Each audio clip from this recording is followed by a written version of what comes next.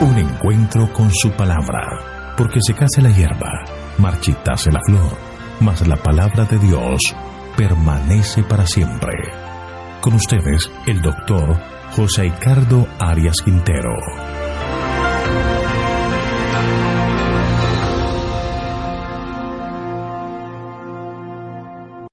Vamos a estudiar Isaías capítulo 17, profecía sobre Damasco. Te invito a orar. Padre nuestro que estás en el cielo, santificado sea tu santo nombre. Gracias, Señor, por el perdón de los pecados y gracias por la oportunidad que nos das de este nuevo día.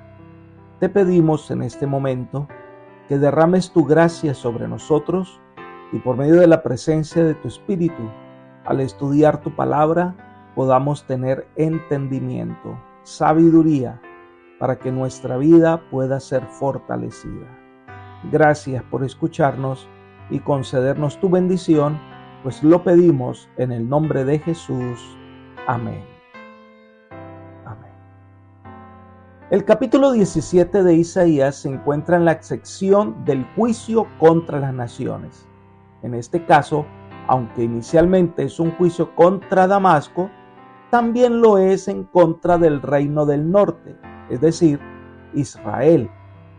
Y a su vez es un mensaje contra los asirios. Pero en medio de estos juicios hay un mensaje de consuelo y vida, y debiéramos entonces prestar atención a las enseñanzas que nos dan estos pasajes.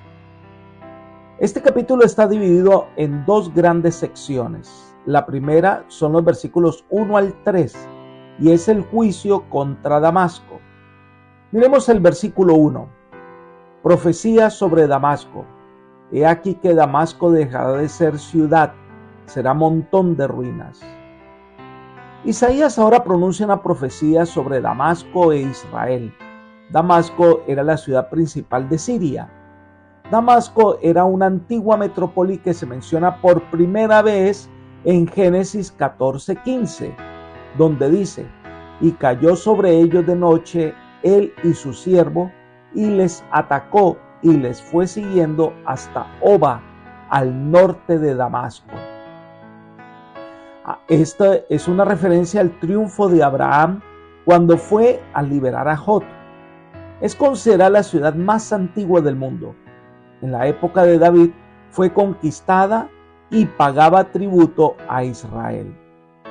Si miramos 2 de Samuel, capítulo 8, versículos 5 y 9, leemos: y vinieron los sirios de Damasco para dar ayuda a Hadad-Ezer, rey de Soba. Y David hirió de los sirios a 22,000 hombres. Y puso luego David guarnición en Siria de Damasco, y los sirios fueron hechos siervos de David, sujetos a tributo. Y Jehová dio la victoria a David por donde quiera que fue. Posteriormente, cuando Israel se divide en dos naciones, 10 tribus conformaron el reino del norte con el nombre de Israel. La sede era Samaria, y el reino de Sur, conformada por 2 tribus, Judá y Benjamín, con sede en Jerusalén, llamado también Judá. El rey de Israel del norte, llamado Peca, se unió al rey de Siria, llamado Resín, y buscó ayuda del rey de Judá, llamado Acaz, pero éste no quiso unirse. Entonces Peca y Resín atacaron a Jerusalén, pero fracasaron en su propósito. Según la profecía de Isaías, Tiglat-Pileser III, rey de Asiria, tomó Damasco, mató al rey Resín y terminó la gloria de este pueblo. Damasco habría de recibir un fuerte golpe y ya no sería más contada entre las naciones y entre las grandes ciudades del mundo. El nombre de Damasco vuelve a aparecer en el relato de Naamán, en 2 de Reyes, capítulo 5, versículos 1 al 27. Otros profetas también se levantaron contra Damasco, como Jeremías, Ezequiel y Amós. Finalmente, Dios cumplió su castigo para este pueblo. Sigamos estudiando el capítulo 17 de Isaías, el verso 2. Las ciudades de Aroer están desamparadas, se convertirán en majadas y allí dominarán los rebaños sin que nadie los espante. No hay claridad a qué ciudad se refiere, ya que la única ciudad con ese nombre era del territorio de Israel. Sin embargo, lo que se quiere destacar es que las ciudades dentro de ese territorio serán completamente destruidas y de que de allí en adelante los rebaños pastarán en lo que alguna vez fue una floreciente ciudad. Pero es interesante la afirmación del versículo 3. Leamos: cesará la fortificación de Efraín y el reino de Damasco, y lo que quede de Siria será como la gloria de los hijos de Israel, dice Jehová de los ejércitos. Efraín, que representa el reino del norte, ellos habían hecho una alianza con Siria. Todo en lo que Israel había puesto su confianza en el reino de Damasco será destruido. Ellos creían que Siria sería su protector, que Siria sería como una muralla ante sus enemigos, pero fue destruida. ¿Y dónde queda su confianza? Pues ahora la misma suerte de Siria será compartida por Israel. Esto es una tremenda lección para todos nosotros. Cuando los seres humanos hacemos de las cosas de esta tierra nuestro seguro, si creemos que las riquezas son nuestra seguridad, cuando ellas acaben, ¿dónde quedará nuestra confianza? En nada. Nada hay en este mundo en lo que valga la pena depositar nuestra confianza. Nuestra confianza debe estar en Dios. La segunda sección del capítulo 17 de Isaías son los versículos 4 al 6, que es el juicio contra Israel, el reino del norte. Miremos los versículos 4. En aquel tiempo menguará la gloria de Jacob y se enflaquecerá la gordura de su carne. Una vez que sea destruida Siria, Israel, el reino del norte, queda sin protección y esta nación será arrasada. Al parecer, este mensaje se debe haber presentado antes de la destrucción de Samaria. Así que la destrucción de Samaria fue en el 723-722. Esta amonestación fue dada antes de ese tiempo. Ahora, esta nación, Israel, sufre las consecuencias de su decisión, porque no confiaron en el único que podía darles verdadera victoria. Versículo 5. Será como cuando el segador recoge la mies y con su brazo ciega las espigas. Será también como el que recoge espigas en el valle de Refaim. Así como los segadores dejan devastado el valle fértil al oeste de Jerusalén tras la cosecha, el juicio de Dios arrasaría con toda fructificación en el reino del norte. Sigamos con el versículo 6. Y quedarán en él rebuscos, como cuando sacuden el olivo, 2 o 3 frutos en la punta de la rama, 4 o 5 en sus ramas más fructíferas, dice Jehová, Dios de Israel. En los términos de la cosecha de las aceitunas, algo queda en las ramas. Es una referencia clara que a pesar de la destrucción que sufrirá Israel, habrá un pequeño remanente que sobrevivirá. Y es posible que este remanente haya aprendido a confiar y obedecer al Señor. El tema del remanente es frecuente en el libro de Isaías. Son pocos como los olivos que están altos o escondidos, pero quedarán vivos.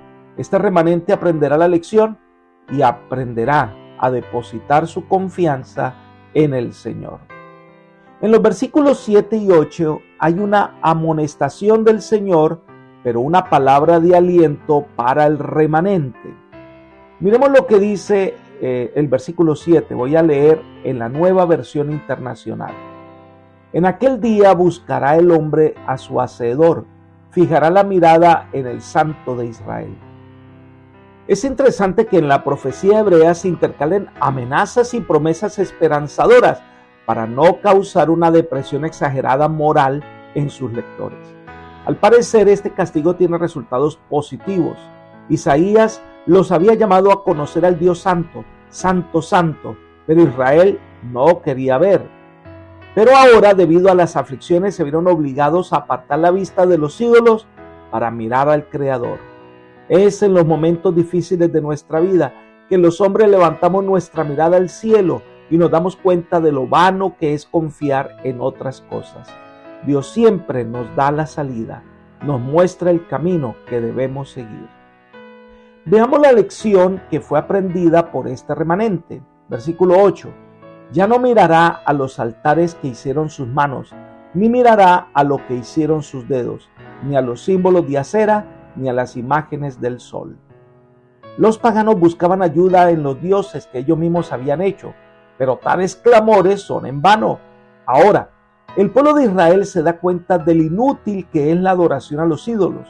El arrepentimiento conduce al abandono total de la idolatría que por tanto tiempo perjudicó a la nación. Ahora se dan cuenta que el verdadero socorro viene del Hacedor.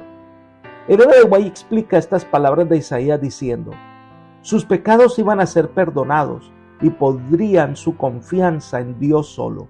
En aquel alegre día en que fuesen redimidos de la idolatría, exclamarían: porque ciertamente allí serán Jehová para con nosotros fuerte, lugar de ríos, de arroyos muy anchos, porque Jehová es nuestro juez, Jehová es nuestro legislador, Jehová es nuestro rey, él mismo nos salvará.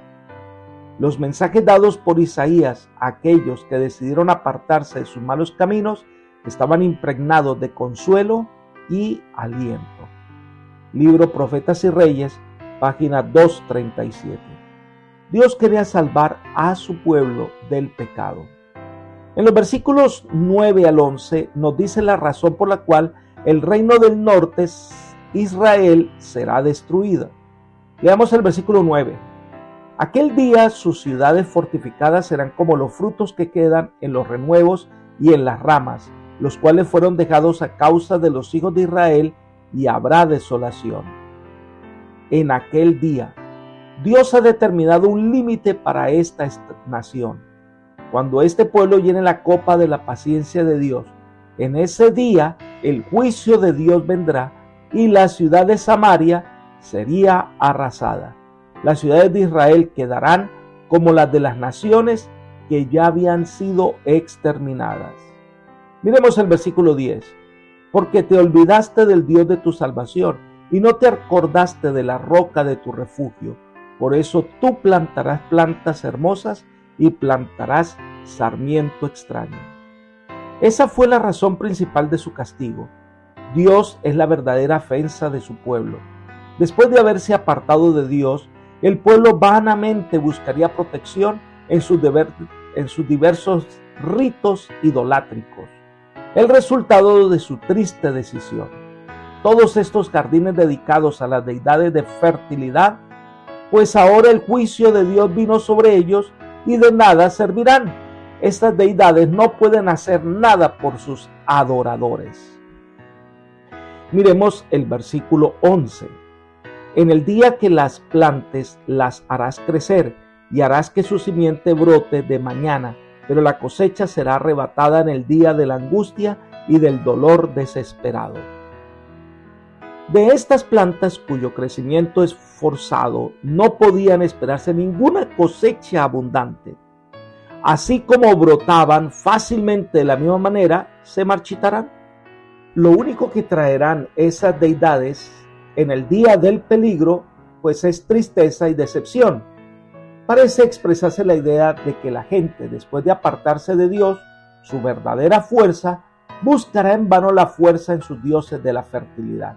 Esas deidades no le darán nada, le dará solo una cosecha de tristeza y decepción en el día del peligro y de la derrota. Entonces el capítulo termina con un ay contra una nación, versículos 12 al 14. Veamos el versículo 12. Ay, esa multitud de pueblos que harán ruido como el estruendo del mar. Ay, ese bramar de naciones que será como el bramido de muchas aguas. En este versículo no se menciona la nación sobre quien se levanta este ay, pero se cree que es una nación enemiga que vendría con la fuerza de un río y arrasará a su paso lo que encuentre. Algunos creen que es una referencia a Asiria. Versículo 13. Los pueblos harán estrépito como el ruido de muchas aguas, pero Dios los reprenderá y huirán lejos. Delante del viento serán ahuyentados como el tamo de los montes, como el polvo delante del torbellino. Las naciones se levantan y braman, pero ante la presencia de Dios son como el tamo del desierto. Dios es el Todopoderoso que abate en el polvo el orgullo del hombre. Esto demuestra la debilidad de las naciones ante la presencia del Dios eterno. Miremos el versículo 14. El tiempo de la tarde, he aquí el terror, pero antes de la mañana el enemigo ya no existe. Esta es la parte de los que nos aplastan, la suerte de los que nos saquean. Ante la acechanza del enemigo, parece que la noche se cierne sobre Sión, pero ante la llegada del Señor llega el día y ya el enemigo no existe. Aunque Siria hizo algunas incursiones sobre Judá, llevando botines de guerra y tesoros, finalmente será destruida como el viento se lleva el tamo. Al parecer, esta es una referencia también a Asiria, cuando Sennacherib se levanta y rodea a Jerusalén. Entonces el rey de Asiria lanza un desafío contra Judá y desafía también al Dios del cielo. Y en una sola tarde, en el anochecer, todos los enemigos del pueblo fueron destruidos. Dice que un viento sopló del Eterno y 180,000 soldados asirios murieron. Los que pensaban saquear a Jerusalén terminaron muertos y fueron saqueados. Apreciado amigo y hermano, es en vano luchar contra Dios, es en vano levantar nuestra mano contra el Dios Todopoderoso, pero recordamos que este juez justo es también un Dios de amor que envía sus amonestaciones, nos advierte del peligro y nos señala la ruta segura. La mejor decisión que podemos tomar es seguir a este general, porque solo en él está la victoria.